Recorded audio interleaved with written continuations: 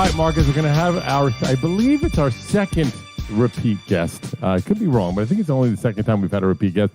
Last time she was on, we talked about SIBO, which is small intestinal bacterial overgrowth. This time she has a new book called Carbivore. We'll get into that and a few other questions that I have penciled out.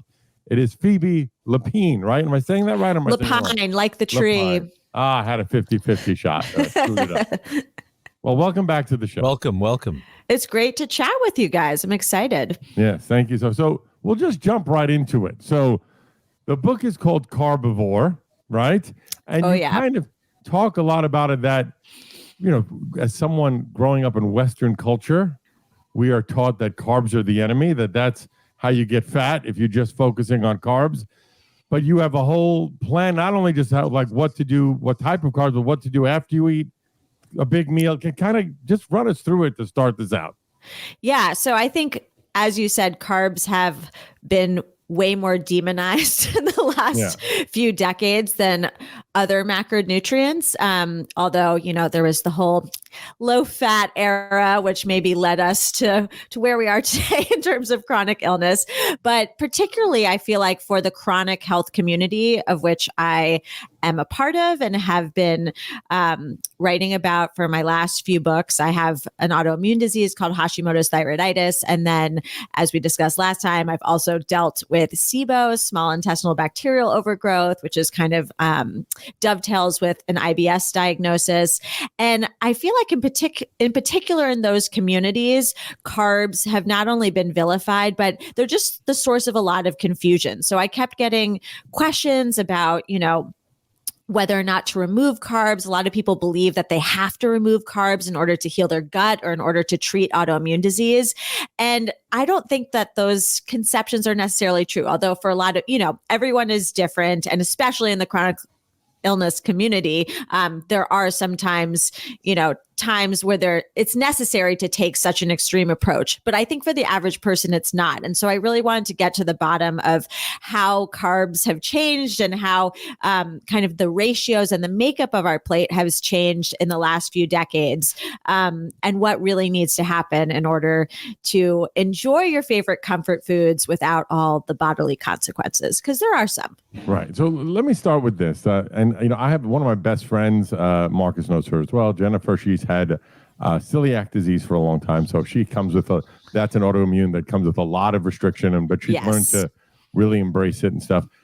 But, and Marcus, I'm sure you could chime in on this too.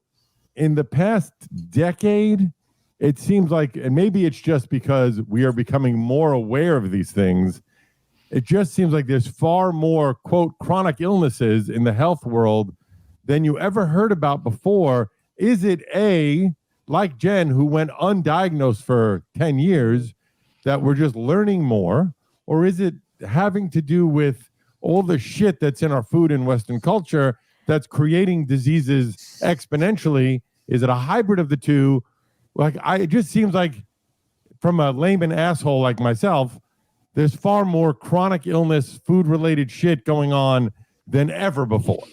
Yes, I definitely think it's the latter. I am going to mess up this study reference because I haven't talked about it in a while, but I believe that they looked at the incidence of celiac disease in medical histories of, I think, in the Army or the Marines or something from decades ago. And it is on the rise. It's not just that we have the testing for it now and can diagnose it. And in particular, in Italy, there's a really high incidence of celiac disease, which is interesting. As a side note, as someone who eats gluten-free, I have to say it's one of the most pleasant places actually to visit if you are celiac or have problems. They just really understand it over there and have a deep love of carbs and that's so deeply ingrained in their culture. That's wild that it's on the rise there. Because you often hear stories like, oh, we treat our flour differently, and that's why there's so much more gluten allergies in America. Yes, Marcus? Yeah. There's more people than there was before. That's the first thing. And so when we look at studies, we're not looking at, I might get this math wrong, we're not looking at like per capita. We're looking at just the increase in numbers. You know, if you have a situation where there's 500 people in the community and you have, crime statistics, and then suddenly there's 20,000 people in the community, and then you look at the crime statistics, the numbers of the increase could just make it look like it's increasing rather than that's one thing. And the other thing is there's just better diagnostics. You can't, I don't think anyone could logically argue how better diagnostics doesn't reveal an underlying problem that they may have thought was a different disease 40 years ago, or a different problem, or nobody even knew it was. The person just suffered and it just layered on top of the other suffering they had. You know what's funny is when I visited Iceland a couple times, and because it's such a small country, they have hilarious awards because there's only a 250,000 people that live there, something like that. So like 3 women have won Miss Universe that live in Iceland, but there's only 150,000 women in Iceland. So they can say 1 out of every 50,000 women in Iceland has won Miss Universe, which sounds crazy, but it's only because there's 3. Just like they have the most Nobel Peace Prizes, the most Nobel Prizes per capita, but they won 1. But it's 1 per 20. So it's just kind of crazy how it is funny when you look at math, you can manipulate things to make them tell almost any story that you want to tell. That's true. And in the wellness community, people do spin these numbers to tell all sorts of stories. And our experience, my experience in the food business, listening to thousands of people every year, is that going back to the first part of our discussion, is that when people hear the word carbs, unfortunately, they don't think of the right thing. They somehow in their mind imagine fruit as being the carbohydrate that people are telling you to avoid, rather than what's really being said is that the carbohydrates in refined or processed starchy carbohydrates is the problem. And it's not just the carbohydrates in there, it's all the other shit they put into refined carbohydrates to make them last a long time. So it's a problem that has within it different limbs. It's not just it's not just that you're eating a Dorito, which is a refined carbohydrate. It's that they're putting all kinds of chemicals on it at the same time. So those are the two things that lie together in this. But when you say carbs, I immediately think bread and pasta. That's all that. Yeah. So I actually start the book with a little glossary of terms. I did the same thing in the SIBO book. I think it's really helpful to just get everyone on the same page at the onset. And so I think of carbs as like a slang term, like to be noodles, bread, potatoes, and their various derivatives. It caused a lot of confusion because people just saw the word carb and thought it was evil.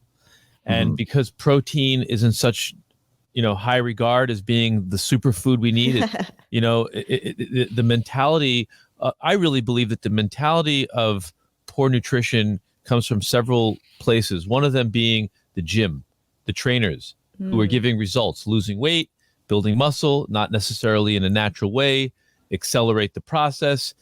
And things that they recommend can give a result, but they're not sustainable long term. And people look at health with their eyes. It's a vanity-based thing. If someone is lean or built well and good posture, they say, "Oh, I got to eat what he's eating."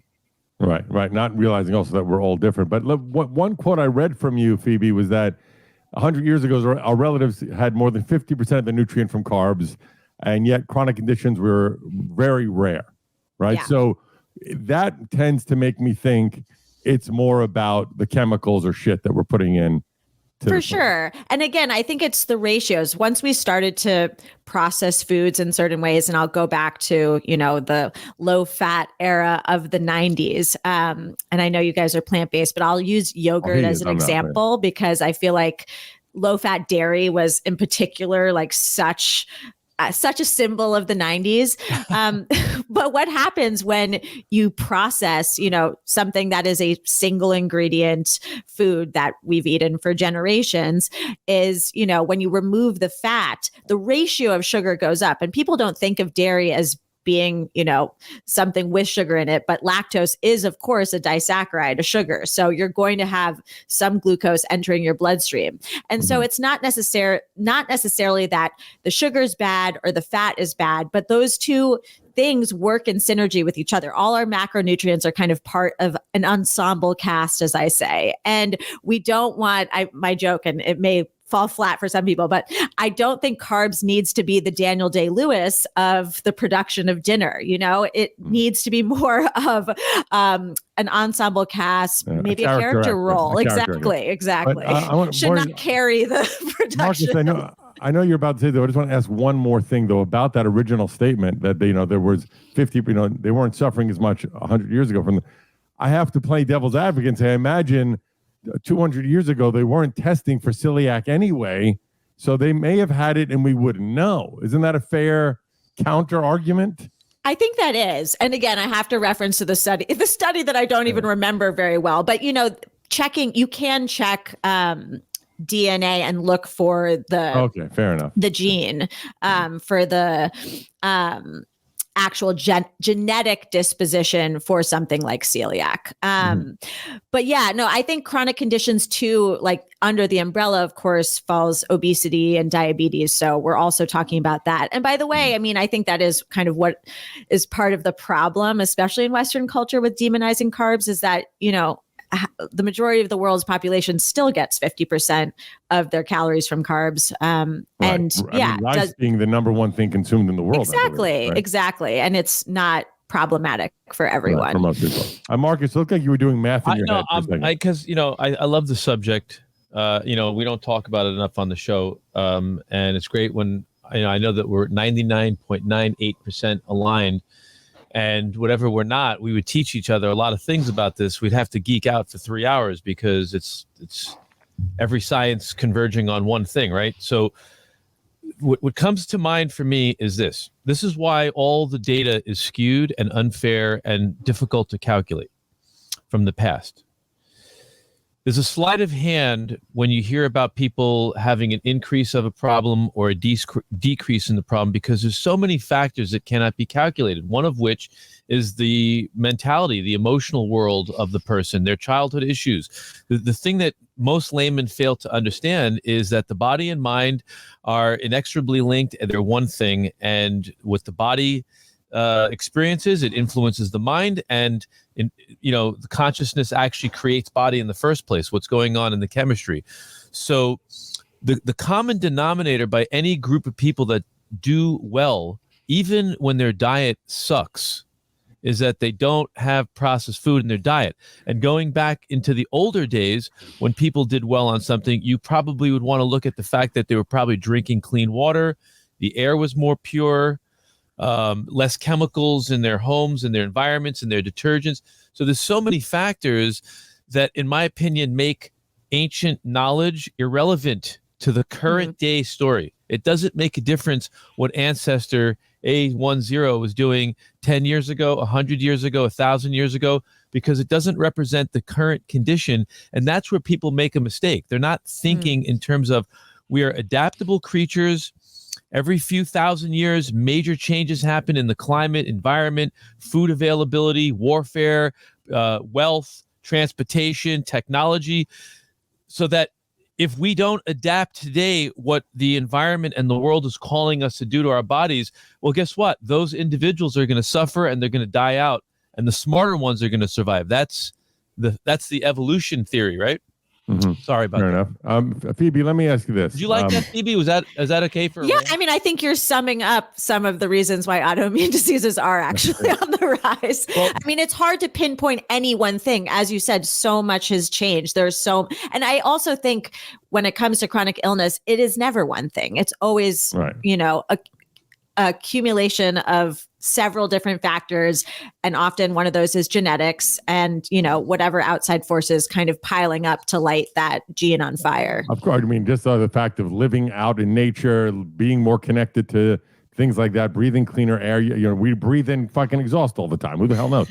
But let me ask you this: I happen to be obsessed, would eat it every day if I knew it wasn't going to make me miserable. Bread and pasta, my two favorite things. Oh yeah, exactly. Right? You and everyone else.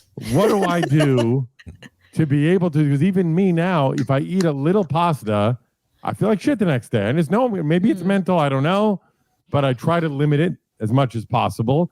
The only time I allow myself a pasta meal is if I know I'm going to do a very long run the next day. I'll have pasta the night before, because then I feel like I'm making peace with myself because there's some theory that you're supposed to have that before a long run, even if it's not true. So just would like to hear. Well, I don't know that you're supposed to do it the night before, but you could do it the morning of. I don't want to eat pasta right before a 10-mile run. I would crap my pants. It's the wrong carbohydrate. There's no purpose to eating a carbohydrate like that for an event. You're better off eating fruits sporadically during the event because they're instant sugar. Right. And, well, I do that. It's funny. Would you agree with that? Mrs. Lapine? That's a big thing between us. Are we in agreement with that? Yeah, I mean, I'm not an expert on extreme athleticism and the rules that, account that's for honest. athletes. I love that you put me in a category of extreme athleticism. Yes. Well, I understood what you meant. You're saying it's a little bit outside the lane. Also, yeah, and I think that philosophy doesn't apply to the average person. Like those athletes who are having gels and whatnot to fuel their endurance during a marathon. Yeah, that does not apply. I don't believe in that person. Because that's extraordinarily highly processed, and that's totally different math equation because those people could eat nails. When you're 25 years old and you're at the peak of fitness, you can literally eat dirt off the floor and say, "Wow, I feel unbelievable! What an improvement!" So I'm specifically myself from years of experience. I know that if I drink a smoothie, bananas and some fruit and homemade almond milk an hour before going to the gym and training for 3 hours doing Thai boxing, I have as much fuel as I need. I feel fantastic. I have clarity. But I think, sorry, Marcus, we're can't train on anything else. Sorry, no, that's important. I know, but I'm just making it back to my being completely Yes, your question about pasta and bread. Yeah. Okay, so that is I'm glad you asked that question because the whole point of the book is to go slow carb instead of low carb. And again, kind of figure out ways that we can change how we eat in order to, again, as I said before, enjoy the comfort foods that we love. So, I mean, the one path is to look at the ingredients themselves.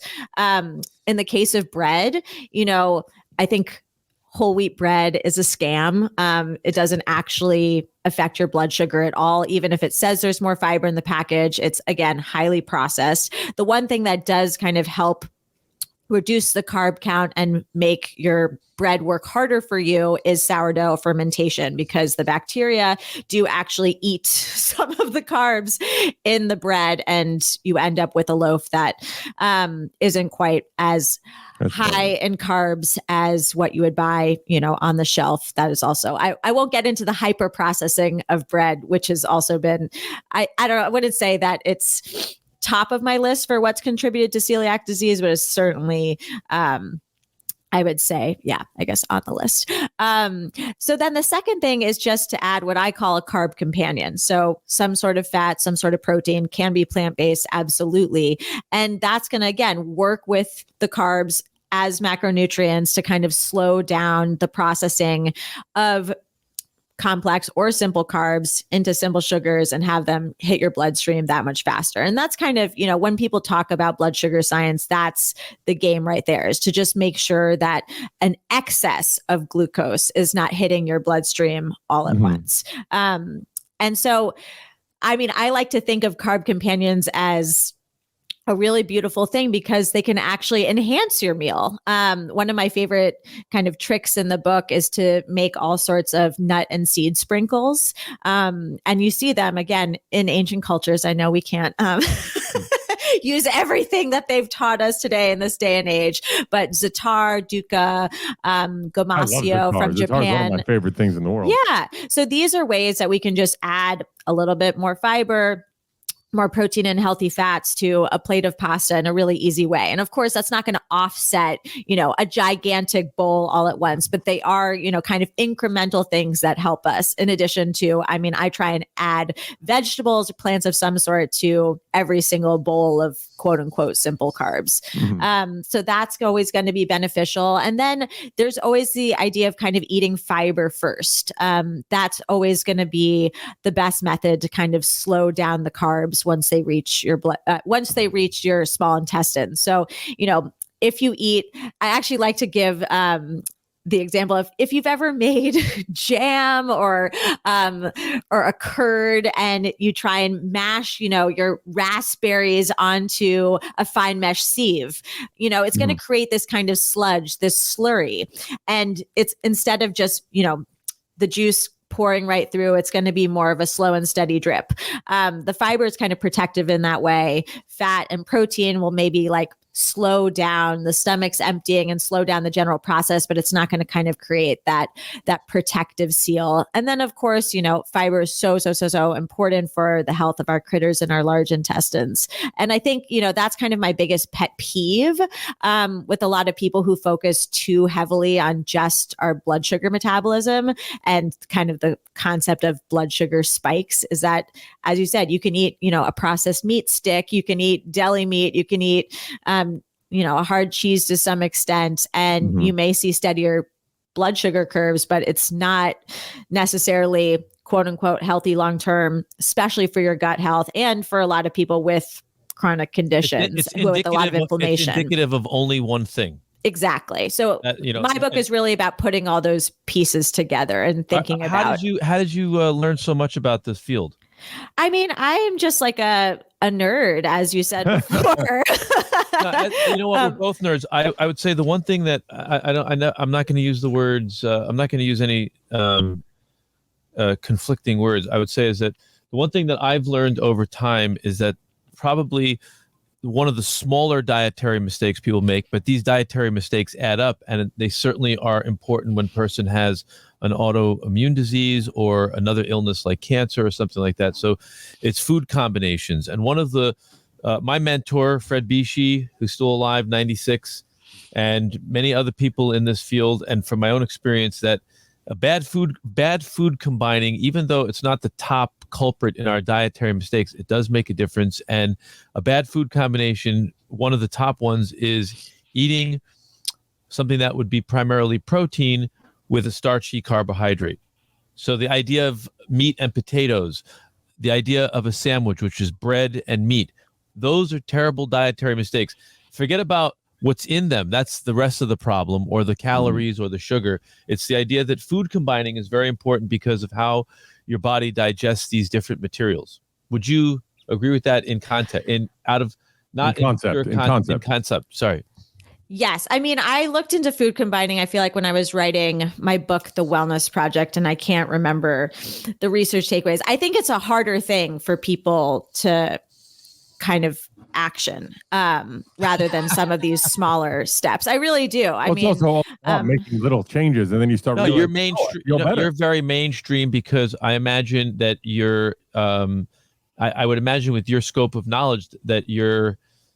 When I meet people that do what you do for a living, they have to get people to listen. If they say everybody's fasting, there'll be nobody in the audience, right? So.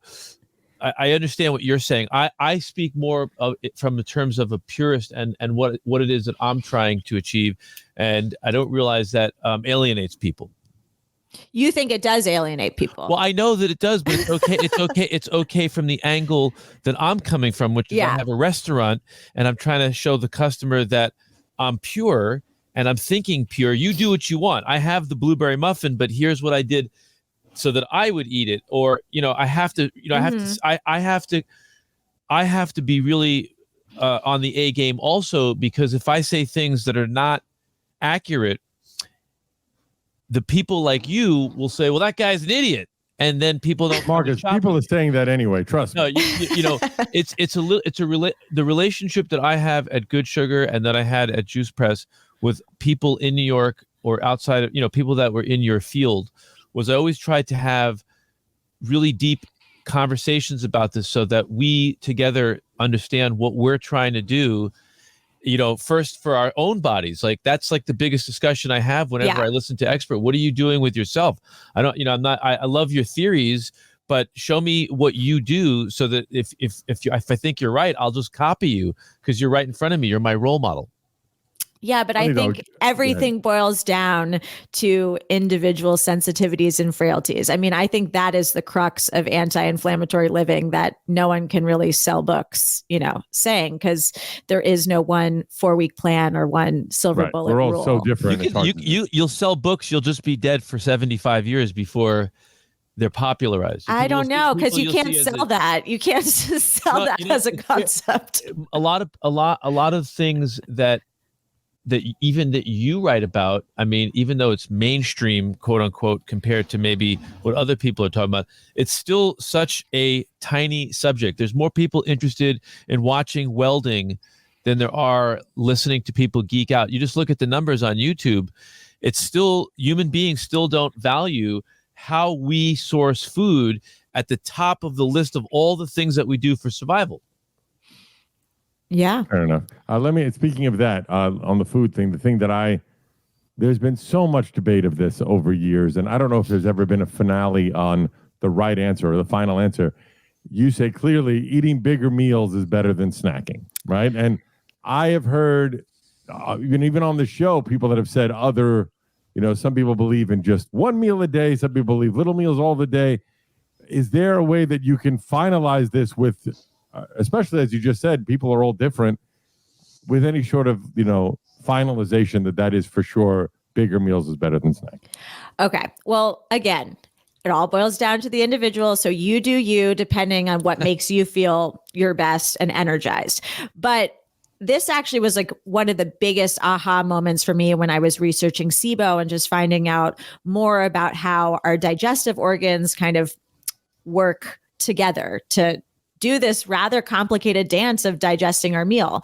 And the one kind of system that had never been described to me before was this thing called the migrating motor complex. It's, it's our nerve waves that kind of street sweep all of the debris after a meal, because our small intestine is super long and winding. It's like the surface area of a football field, and it's craggy, and all sorts of things can kind of get stuck along the way, like that, fibrous sludge I mentioned. So the street sweeper wave kind of is like the dishwasher after a meal. And it only kicks in a fasting state of 90 minutes or more. That is just how it functions. That is, the crux of our motility. So to me, and what a lot of people with IBS and SIBO, we know suffer from this issue of slow motility. And what that tells me is, you really do need time between meals for your digestive organs to function properly. So even if you're eating kind of a whole foods, carnivore approved, Goodsugar approved snack of like a handful of almonds every 30 minutes, you're preventing that function from kicking in. And certainly, I know we can't talk about what we were doing, hundreds and hundreds of years ago in terms of where we are today, but I can tell you, I don't really think that there was a high level of snacking. I mean, they weren't sitting on. You know what? Holy shit! I actually love you, and I want you on speed dial so that I could call you in the middle of the night and tell you the wacky shit that I hear every day in this business, just because it really advances your cause. And I love what you just said. And we used to say it this way. Human beings were not designed like every other creature. We're not grazing creatures.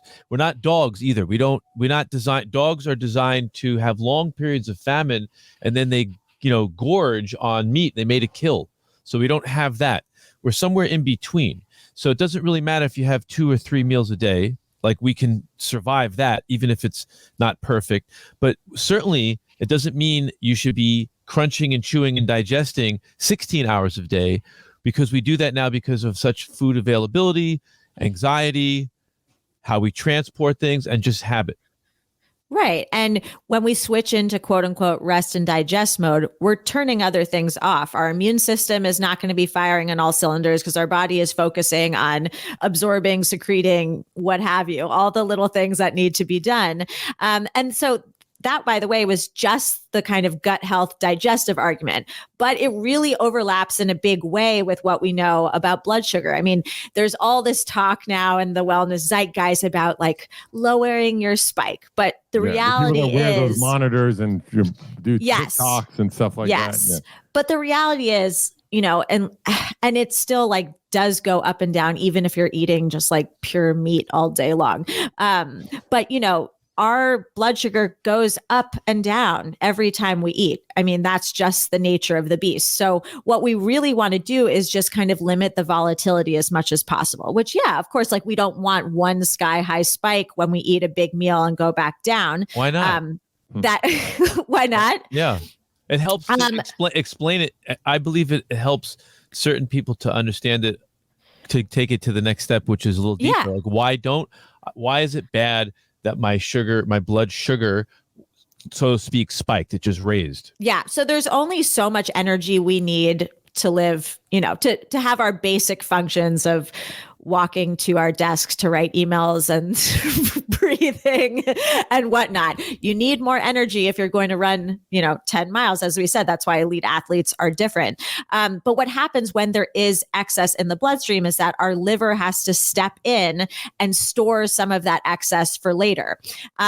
It has several different, container store types of storage methods. But one of them, especially when it comes to fructose, is fat, which is why I think, kind of the low fat movement of the 90s was so interesting because, even though that fat-free yogurt kind of promised you less fat, because of the mechanics of our body, when you raise that ratio of sugar and it hits your bloodstream all at once, you're kind of guaranteeing more fat stored inside of you as a result. That's the corruption. The corruption of the food industry is responsible for that trend. Oh, absolutely. Absolutely. Sorry. So you asked why that was a problem. So, okay, if we just look at, it's not just about weight gain too. It's about where that fat is stored around our organs. Fatty liver disease is a huge issue. But more so, it's what happens with these kind of middle management figures. So your liver and your pancreas. Your pancreas is responsible for producing and secreting insulin. It kind of, the liver gives, the heads up, the green light to your pancreas. But then, like any additional cog in the machine, it takes a little while for, him or her to respond and actually release the insulin. So, well, good placement of your pronouns. Okay. Thank you. Yes. They, anyway, so, this is how we were designed to function. This like little dance does work as a well-oiled machine, if we're not tiring out those two buddies too much. And what happens when, our blood sugar is going up and down, up and down, up and down, even if it's not a sky high spike, just going up and down, again, every hour, those two are going to get overworked. And your liver in particular has like hundreds of other jobs. I call it the Cinderella of our digestive system. And, that's what we see with diabetes, with PCOS, is when kind of there's a breakdown between coworkers. What's PCOS? I'm sorry. PCOS, I'm going to butcher it. But it's a condition of insulin resistance in women. Okay. That's what I was waiting for. Yeah. So, once you become insulin resistant, it's like your cells, can't even process. The nerds, I got you. The layman lost us on one part. Okay. The idea is this. When you have sugar molecules in your blood that came from your digestive system and made their way into the bloodstream, they're floating around and they have to be picked up in order to be utilized for something. Otherwise, they go into the waste system. So your body releases insulin. Primarily, the insulin is like a gatekeeper, says, hey, sugar. They bind, and then it's like a little tugboat. It moves it into the right position. It's part of the storage mechanism. It's part of the storage mechanism, and it's part of the uptake mechanism. You need the insulin in order for the sugar molecule to get inside of a cell wall. I'm saying this as a layman. Doctor could come in here and say, you're missing 10 parts, kid. You don't know shit. But I'm just giving you the little bit of the layman's terminology. If your body is constantly releasing a particular hormone, whether it's adrenaline, whether it's cortisol, whether it's thyroid, whether it's insulin, you run out of it. You don't have an unlimited supply. And so that's the problem, is that if it's too much of anything in the chemistry, there's always going to be a problem. It's too much fat in your diet, too much protein in your diet, too much carbohydrate. See, it's not that carbohydrates are bad. It's that too much of them are bad. Yeah, too much of anything. There you go. And so the average person is just confused, and they just need mommy's instruction. And unfortunately, food is the responsibility of corporations and a little bit of government to regulate it. And so that's why it's a shit show out there, is because food companies don't give a fuck about human health. They care about shelf stability and profits. Good night. Mm-hmm. Good night. Yeah. So just to clarify too, when your blood sugar goes up and then it goes down, that's a result of the insulin. That's, the actual sugar coming out of your bloodstream and being stored for later. So again, it's not, obviously you don't want the sky high spike, because then you're going to need more insulin to bring it down and potentially deplete your reserves. But I would argue, and I mean, it's the data is there too, that it's really the volatility, the up, down, up, down, up, down. I don't know better. You're right. So it's not even, I don't know what you're saying. So it's out of my scope. That's why I was framing it. Obviously, I don't know. What I also know is that when you become insulin resistant, to make up for the problem, your body usually produces another type of hormone. I guess it's a chemical, IGF-1 and IGF-2, which are then responsible for cells dividing and then multiplying. And so that becomes a problem in a person with cancer development, because now you're feeding cancer cells. And so that becomes the next problem. It's all a progression. Is that right? Yeah. I mean, I would say that, I would say the blanket category is it leads to inflammation. Yeah. Cellular damage and inflammation. Inflammation is kind of the cornerstone of so many chronic illnesses and degenerative diseases. But again, are you saying that it doesn't have anything to do with IGF-1 and IGF-2 and how when the cancer is present? First of all, the problem with too much sugar in the body is that cancer takes advantage of that. It exploits that because cancer has more insulin receptors than a healthy cell. And also cancer can thrive in a low oxygen environment. With those two conditions, if there's a lot of refined sugar present in the chemistry, the healthy cell cannot get to it. The cancer cell can. So I'm not an expert, so please don't condemn me if I'm getting that a little off. No, I'm not a cancer expert either, but that sounds right. Thankfully, I am. No, kidding. Okay, good. Let's just recap really quickly. I just want to land the plane really quickly. Land the plane. So back to the idea of bigger meals versus snacking. That was kind of my explanation for the whole thing. It's just every time you eat, again, like your blood sugar is going to go up and insulin's going to step in to bring it down. So if we can just at least remove some of that volatility by eating bigger meals. And, it's not just about like having unmoderated portion sizes. It's about eating balanced meals that really keep us full. But I do think a lot of people, like particularly women, not to make a blanket statement, really worry, like some people really try and portion control too much at meals, and that leads to snacking. And I don't necessarily believe that is the right direction. I think it's better to figure out how can we eat one balanced meal that will allow us to go 4 hours, 5 hours until the next one. Fair enough. Makes sense to me. So here we're going to go right now. It is the book is called Carbivore. It's available now. If you purchase it, you also get to join the Blood Sugar Bootcamp for free. That is all. You can be found that information on feedmephoebe.com. And then it's Phoebe, PhoebeLapine on Instagram. Is there anything else you want to plug before we go around the room? I just want to say it's a cookbook. It's a happy book with recipes for oats, bread, pasta, corn, legumes, rice, grains, all of that good stuff, but leveraging what we know about blood sugar science and gut health to make sure that all of these meals are balanced. And again, the carbs aren't the Daniel Day-Lewis. Fair enough. And you follow me everywhere at I Am Ralph Sutton, my other podcast, The SDR Show. We have some great shows coming up with the band The Cranberries. The Sting Son comes on, which is pretty cool. And this coming week is the guy from American Idol, Constantine Maroulis, comes into the studio. You could go to Goodsugar on the corner of 3rd Avenue and 69th Street.